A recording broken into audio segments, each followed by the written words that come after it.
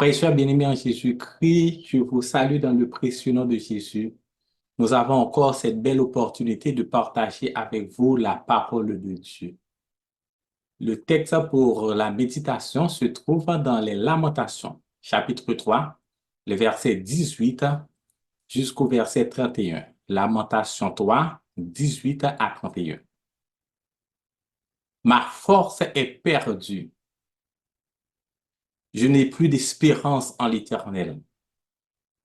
Quand je pense à ma détresse et à ma misère, à l'absinthe et au poison, quand mon âme s'en souvient, elle est abattue au-dedans de moi. Voici ce que je veux repasser en mon cœur, ce qui me donnera de l'espérance. Les bontés de l'Éternel ne sont pas épuisées, ses compassions ne sont pas à leur terme. Elles se renouvellent chaque matin. Oh, que ta fidélité est grande. L'Éternel est mon partage, dit mon âme. C'est pourquoi je veux espérer en lui. L'Éternel a de la bonté pour qui espère en lui, pour l'âme qui le cherche. Il est bon d'attendre en silence le secours de l'Éternel. Il est bon pour l'homme de porter le joug dans sa jeunesse. Il se tiendra solitaire et silencieux parce que l'Éternel le lui impose. Il mettra sa bouche dans la poussière sans perdre toute espérance. Il présentera la joue à celui qui le frappe. Il rassasiera d'opprobre, car le Seigneur ne rejette pas à toujours. Mais lorsqu'il afflige, il a compassion selon sa grande miséricorde. Le titre de notre message, 1001 raisons d'espérer en Dieu. 1001 raisons d'espérer en Dieu. Ma force est perdue, je n'ai plus d'espérance en l'Éternel. C'est le cri d'un prophète que Dieu a appelé à son service dès son jeune âge pour porter un message de repentance, de conversion, de jugement et de salut. Prophète pendant une période de 50 ans dans le royaume de Juda sous la gouvernance de 5 rois, Josias, Joachaz, Joachim, Joachim et Sédécias. Le ministère du prophète Jérémie n'a jamais été paisible et pourtant il n'a jamais failli à sa mission. Le royaume de Juda à l'époque connaît sa plus grande déchéance spirituelle. C'est l'adoration des dieux païens, le sacrifice des enfants dans le temple de Jérusalem. La ville est vouée à l'idolâtrie. Les prêtres, les prophètes et les dirigeants s'en donnent à cœur joie dans le culte des idoles et proclament un message de paix alors que la parole de l'Éternel sous les lèvres de Jérémie est un message de désolation, de déportation, de famine et d'exil. C'est dans ce contexte de dépravation sans pareil que Dieu appelle son serviteur Jérémie.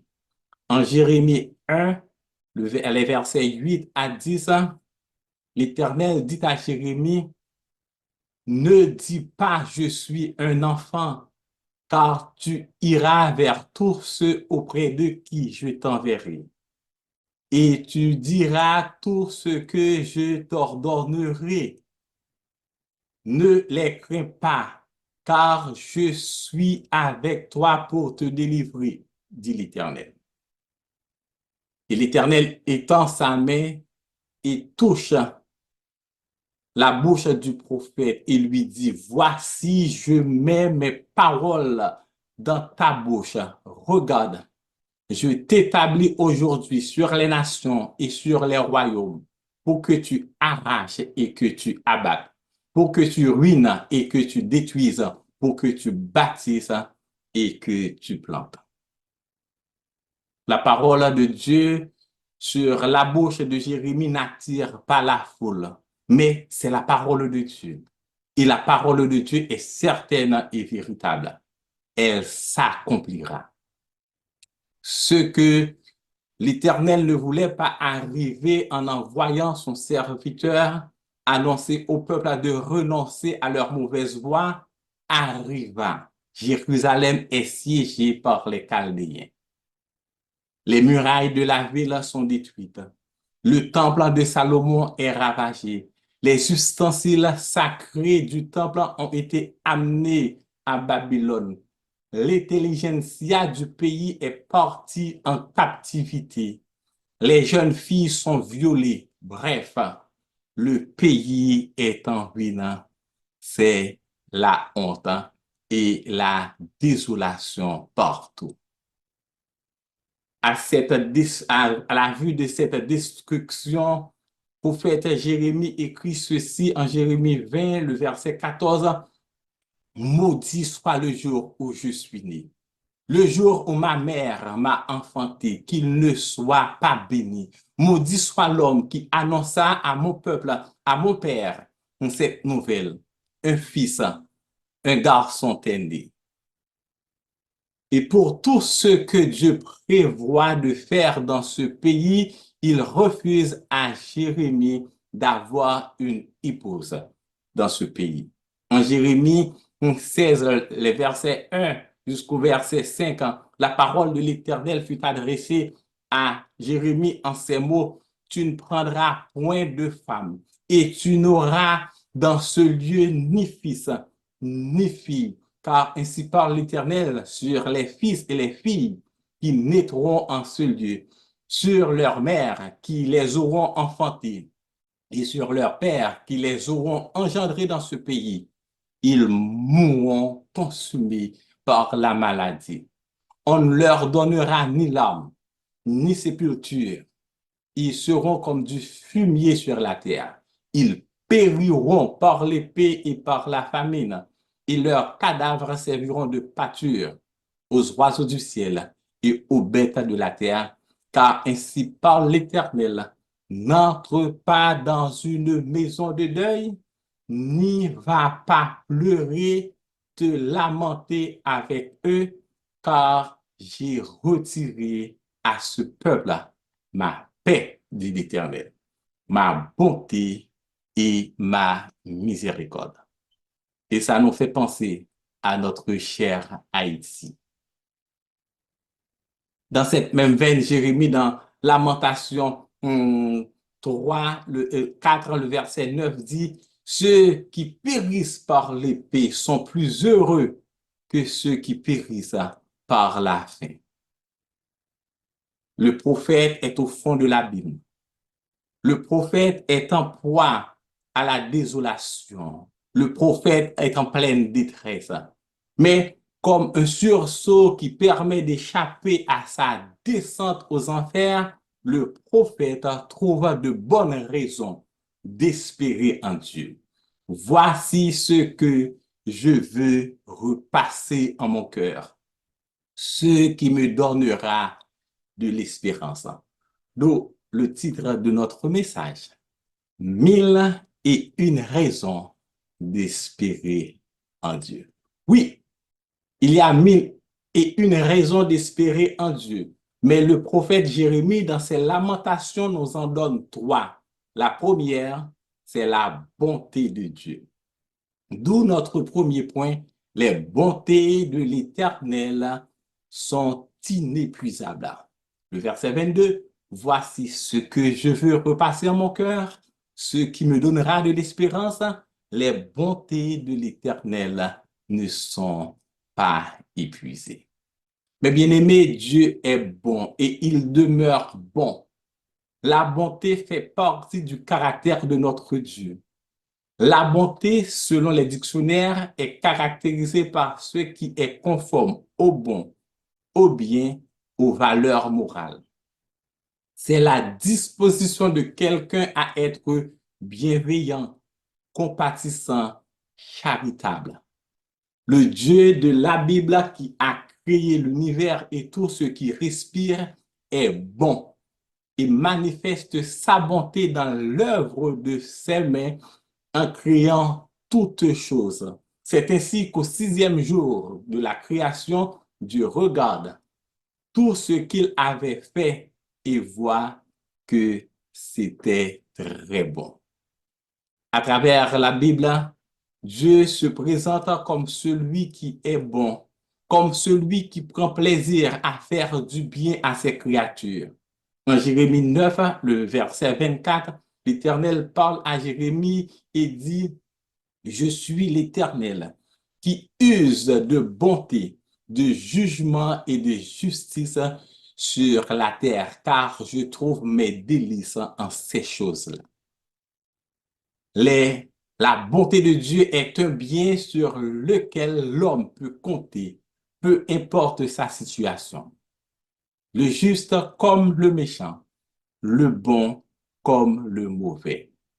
Dieu est bon pour qui espère en lui. Le verset 25, l'Éternel a de la bonté pour qui espère en lui, nous dit Jérémie. La bonté de Dieu est une grâce, une bénédiction, nous dit le psalmiste dans le psaume 146, le verset 5. Heureux celui qui a pour secours le Dieu de Jacob, qui met son espoir en l'Éternel, son Dieu. Pour qui espère en lui, l'Éternel est son sauveur. Ésaïe 25, 9. Pour qui espère en Dieu, l'Éternel est sa force. Ésaïe 12, 2. Pour qui espère en lui, l'Éternel est la réponse. Psaume 41.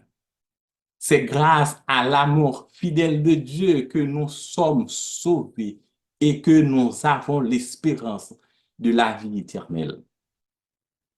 Nous étions morts par nos offenses. Même nos bonnes œuvres étaient considérées comme des vêtements souillés à ses yeux.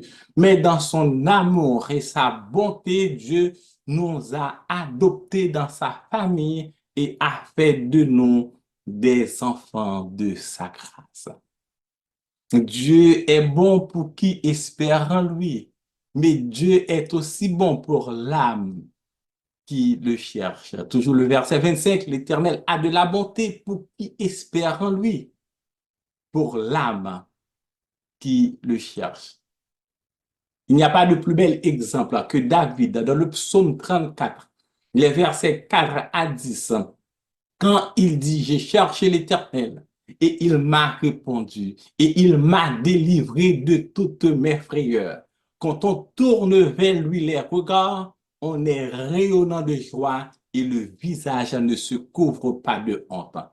Quand un malheureux crie, quand un faible crie, quand un petit crie, l'Éternel entend et il le sauve de toutes ses détresses. L'ange de l'Éternel campe autour de ceux qui le craignent et il les arrache au danger. Sentez et voyez combien l'Éternel est bon et l'homme qui cherche en lui son refuge. Eh bien aimé, pas jamais de monde qui prend décision pour servir bon Dieu pour yo sortir honte.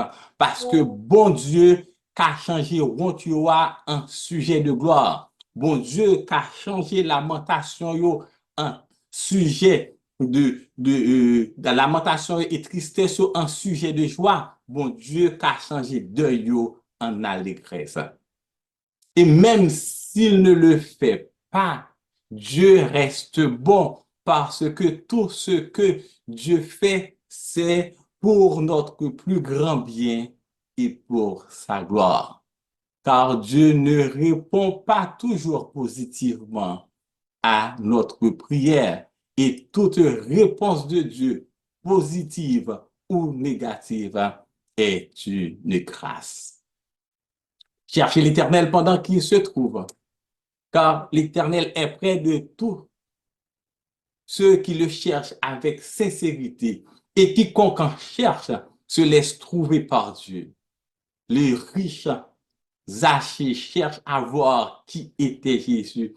Il était en quête de vérité, il était en quête de salut. Et Jésus est allé à sa rencontre. Jésus est rentré chez lui. Jésus a soupé avec lui. Quel Dieu, mes bien-aimés, que nous avons. Dieu est bon pour l'âme qui le cherche, pour quiconque trouve son refuge en lui. Dieu est bon pour qui espère en lui. Dieu est bon pour l'âme qui le cherche. Dieu est aussi bon pour les pécheurs, les perdus.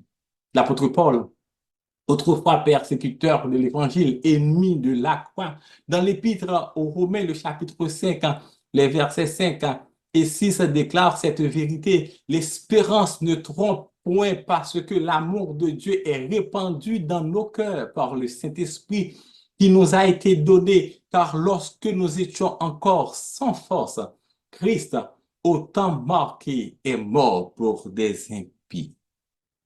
Et au verset 8, Paul poursuit, mais Dieu prouve son amour envers nous en ce que lorsque nous étions encore des pécheurs, Christ est mort pour nous.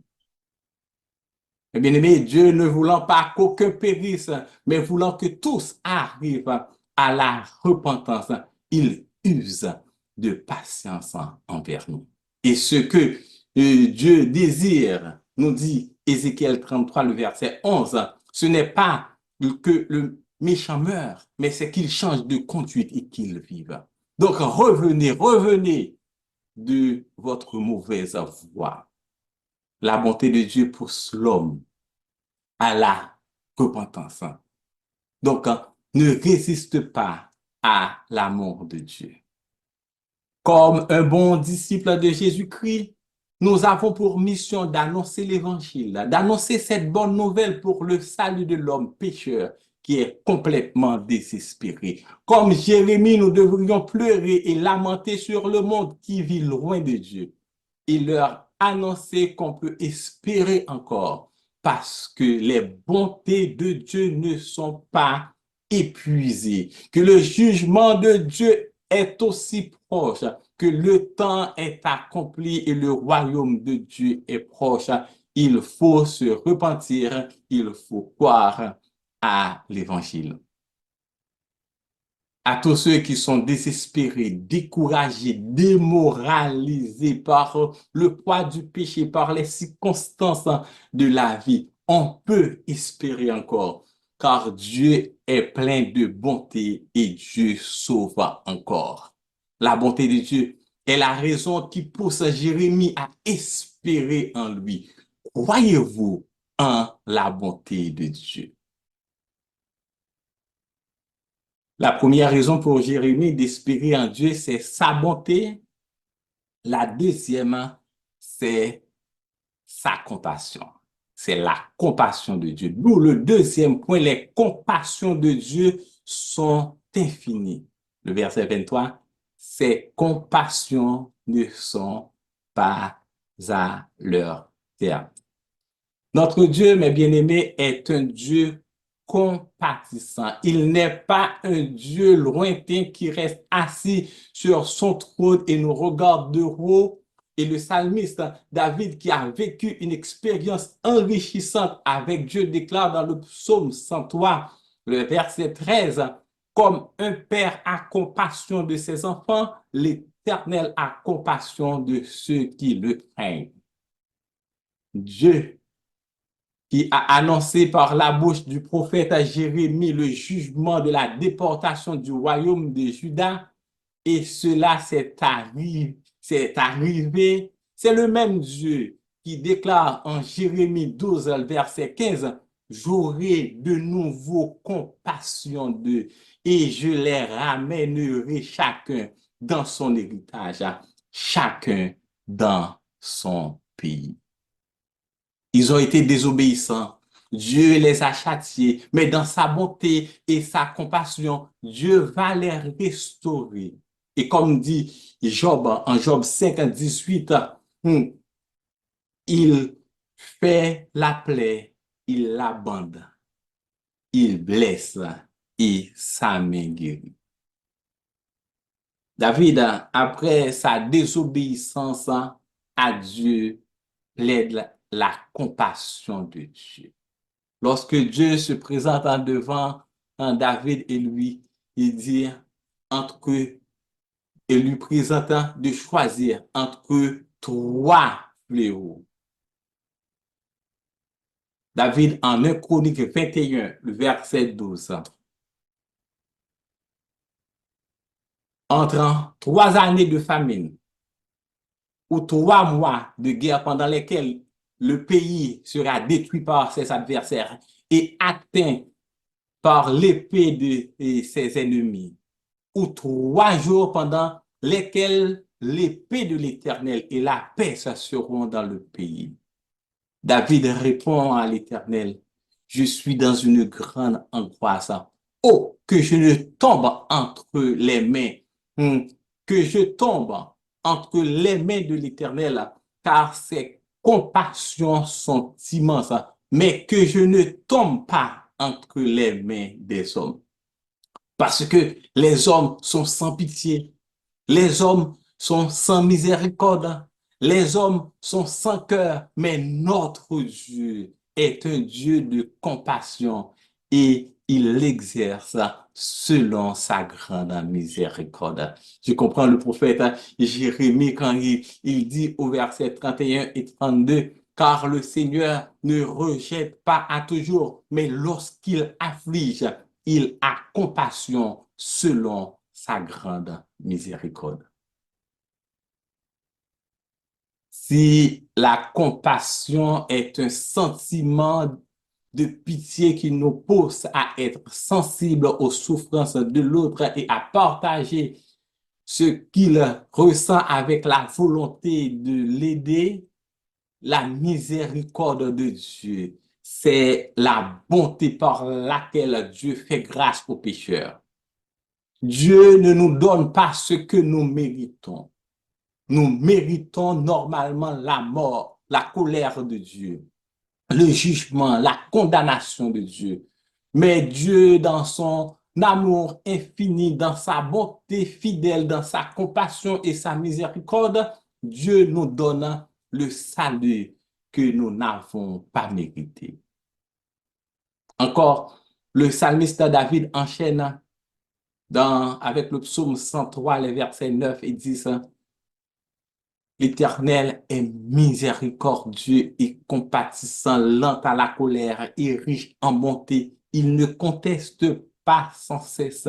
Il ne garde pas sa colère à toujours. Il ne nous traite pas selon nos péchés et ne nous punit pas selon nos iniquités. Donc, vous comprendrez pourquoi le prophète Jérémie, malgré ses douleurs, malgré ses souffrances, malgré ses calamités, peut encore espérer en Dieu. Oui, il espère en Dieu sur la base de la compassion de Dieu, doublée de sa miséricorde. Oui, nous pouvons espérer en Dieu. Nous pouvons dire tout à Jésus. Nous pouvons dire nos tristesses, nos douleurs, nos péchés, nos déceptions, comme dit le cantique. Dis tout à Jésus. Oh, dis-lui tout. Combien son accueil est doux. Il peut comprendre. Il aime à entendre. Dis-lui simplement tout, car ses compassions ne sont pas à leur terme. Je ne sais pas ce que vous vivez, ce qui vous fait mal, ce que vous traversez, mais je sais une chose, vous pouvez tout dire à Jésus. Il écoute, il comprend, il délivre et il sauve.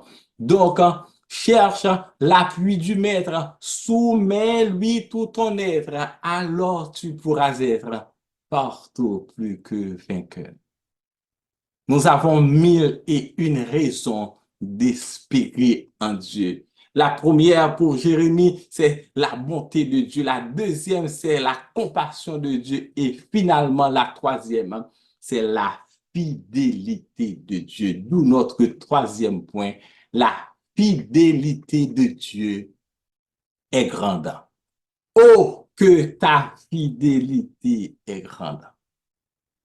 On peut espérer en Dieu, on peut compter sur lui car il est fidèle. Ce que sa bouche a dit, sa main l'accomplira par sa puissance, nous dit David en 2 Chroniques 6, 15.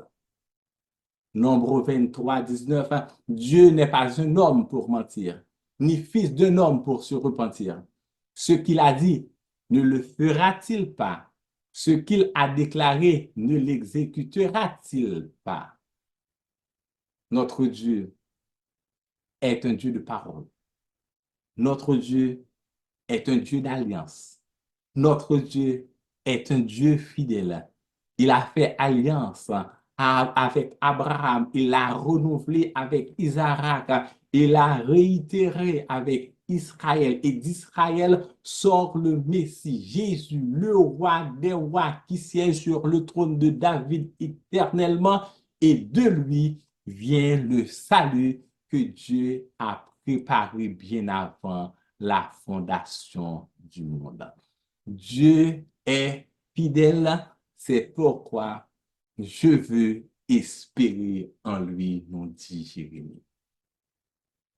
La parole de l'Éternel est adressée à Jérémie, en Jérémie 35, le verset 15, jusqu'au verset 17, pour annoncer aux hommes de Juda. Et l'Éternel dit, je vous ai envoyé tous mes serviteurs, les prophètes. Je les ai envoyés dès le matin pour vous dire, revenez chacun de votre mauvaise voie, amendez vos actions, n'allez pas après d'autres dieux pour les servir. Et vous resterez dans le pays que j'ai donné à vous et à vos pères. Mais vous n'avez pas prêté l'oreille et vous ne m'avez pas écouté. Verset 17, Jérémie 35. Voici, je vais faire venir sur Juda et sur tous les habitants de Jérusalem tous les malheurs que j'ai annoncés sur eux. Mais bien aimé, Dieu qui a annoncé la déportation et la chose arrive, c'est le même Dieu qui annonce à Jérémie le rétablissement du royaume de Juda. Et c'est pourquoi Jérémie, qui dans sa grande dépression a dit, ma force est perdue, je n'ai plus d'espérance en l'Éternel, peut espérer encore, car il sait que Dieu est fidèle et Dieu a les moyens de se dire. David, au crépuscule de sa vie, nous dit ceci dans le psaume 37, le verset 25, j'ai été jeune, j'ai vieilli et je n'ai point vu le juste abandonné, ni sa postérité mendiant son pain. Toujours il est compatissant et il prête, et sa postérité est bénie. Dieu, mes bien-aimés, est fidèle parce que sa bonté et sa compassion se renouvellent chaque matin. Sa bonté et sa compassion se renouvellent chaque matin. Oui, chaque matin dans le désert, Dieu donne la manne chaque matin dans le désert. Dieu fait provision chaque matin. Dieu manifeste sa présence, sa gloire, sa puissance, son amour, sa générosité. Chaque matin, nous voyons le soleil se lever. C'est une marque de la fidélité de Dieu. Et même si les nuages cachent le soleil, nous savons qu'il est présent. Et même si Dieu prend du temps pour se manifester, nous savons qu'il est là. Même si les problèmes de la vie nous voient la présence de Dieu, nous savons qu'il est là et il interviendra en son temps. Oh, que ta fidélité est grande. Et, mes bien-aimés, Jésus, c'est l'incarnation de la fidélité de Dieu. Jésus est la réponse à la fidélité de Dieu. La bonté, la compassion, la miséricorde et la fidélité de Dieu sont manifestés en Jésus-Christ qui a pris notre place. Et ce qui fait en sorte de pécheurs, nous sommes devenus des sauvés en Jésus. Étant morts dans nos péchés, nous avons la vie en Jésus-Christ. Parce que Jésus-Christ est venu non pour juger, mais pour sauver. Donc nous avons toutes les raisons d'espérer en Dieu parce que Dieu est fidèle. Dans sa fidélité, il nous donne à Jésus, seul espoir de l'humanité. Espère en Dieu quand la nuit sombre, espère en Dieu quand la tempête, espère en Dieu quand la souffrance, espère en Dieu quand ton pied glisse, espère en Dieu quand on t'oublie, nous dit le cantique. Quelles sont les raisons qui vous poussent à espérer en Dieu? Tu peux avoir toutes les raisons du monde pour tout abandonner. Mais il y a 1001 raisons d'espérer en Dieu. Et nous avons intérêt, et c'est à notre avantage d'espérer en Dieu. La première, c'est parce que Dieu est bon. Ses bontés ne sont pas épuisées. La deuxième, c'est parce que Dieu est compatissant. Ses compassions ne sont pas à leur terme. La troisième, c'est parce que Dieu est fidèle, sa fidélité est grande. Jérémie a prédit la destruction de Jérusalem. Jérémie a vécu la destruction de la ville.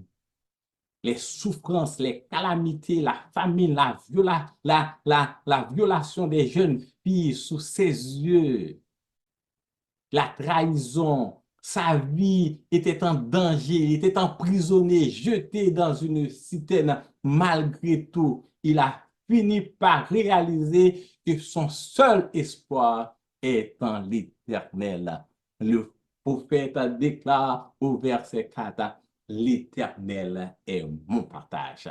Après les trois raisons qu'il a données la raison pour laquelle les raisons pour lesquelles il espère encore en Dieu, dans le verset 24, le prophète Jérémie dit, l'Éternel est mon partage, dit mon âme, c'est pourquoi je veux espérer en lui. Oui, l'Éternel est mon partage, l'Éternel est mon tout, l'Éternel est mon héritage, l'Éternel est mon bien, l'Éternel est ma part, l'Éternel est mon trésor, mes bien-aimés. Tout le monde abandonné, c'est seul bon Dieu moi été. Les amis virés d'eau, bon moi, c'est seul bon Dieu moi gagné. Les maladies a fini avec moi, c'est seul bon Dieu qui t'a guéri. Les travail là, ou pas encore, c'est seul bon Dieu qui espoir. Les tout bagailles fini, c'est seul bon Dieu moins gagné. Et même les morts à venir, c'est seul bon Dieu qui est toujours là. Et nous chantons, quand la dernière tempête fondra terrible sur ma tête, comme lui, vainqueur de la mort, j'entrerai radieux au port. Mais bien-aimé, Dieu est le seul espoir de l'humanité. Oui, j'ai l'espérance de la résurrection. J'ai l'espérance de la résurrection. J'ai l'espérance de la vie éternelle. Oui, j'ai l'espérance que je verrai Dieu. J'ai l'espérance que je serai avec lui dans le paradis.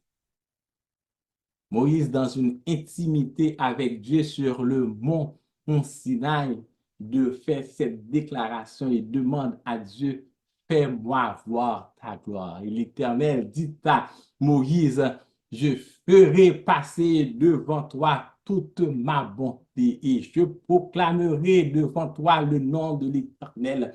Je fais grâce. On est en Exode 33, verset 19 à 23. Et à qui je fais grâce et miséricorde, à qui je fais miséricorde.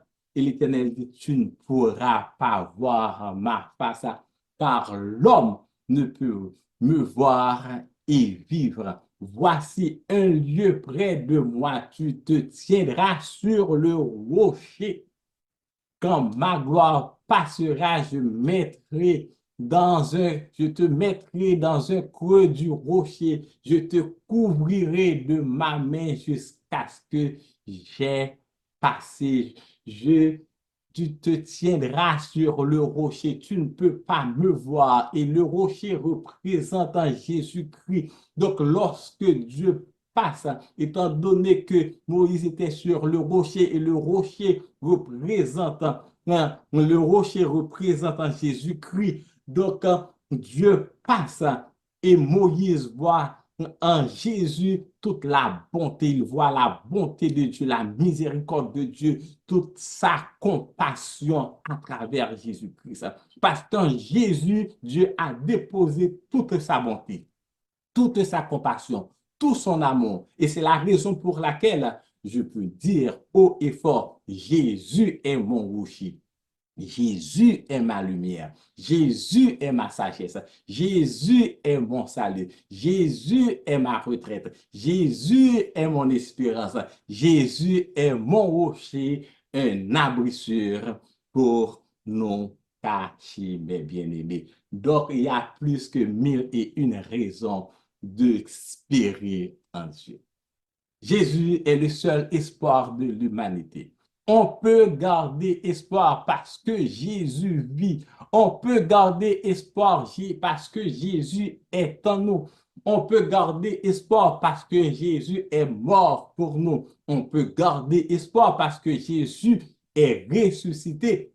On peut garder espoir parce que Jésus est à la droite de Dieu et il intercède pour nous. On peut garder espoir parce que Jésus revient bientôt. Quelle espérance!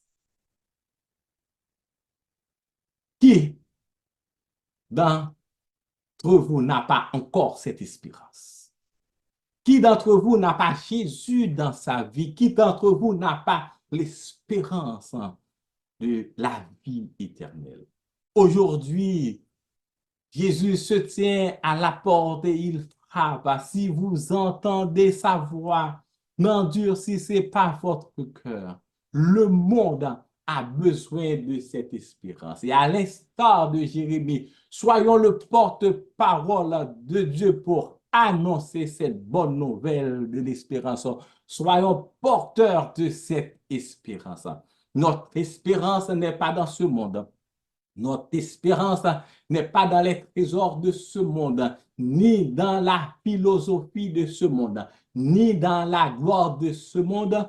Notre espérance est en Dieu parce qu'il est bon, parce qu'il est compatissant, parce qu'il est fidèle. Si votre morale est à terre, si votre vie est au point zéro, si votre confiance en bas de l'aile, il y a 1001 raison d'espérer en Dieu, car Jésus est la seule et unique espérance. Que Dieu vous bénisse.